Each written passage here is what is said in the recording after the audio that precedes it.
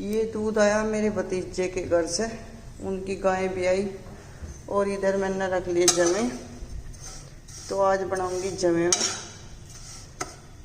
तो इनको भून रही और इधर दूध पकने लग रहा, फिर इसमें छोड़ दूंगी। और जी जमे मेरी माँ ने बहुत पसंद है और मुझे भी बहुत पसंद है, तो इनको भून कर उसमें छोड़ दूंगी और बाद में मीठा डाल दूंगी। और अब बनाऊंगी मैं रोटियां। तो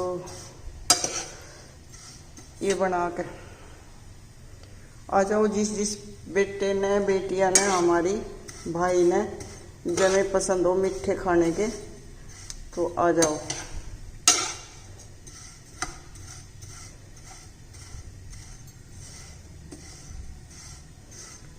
कितने सुंदर जमे हैं इस सफ़ेद सफ़ेद से।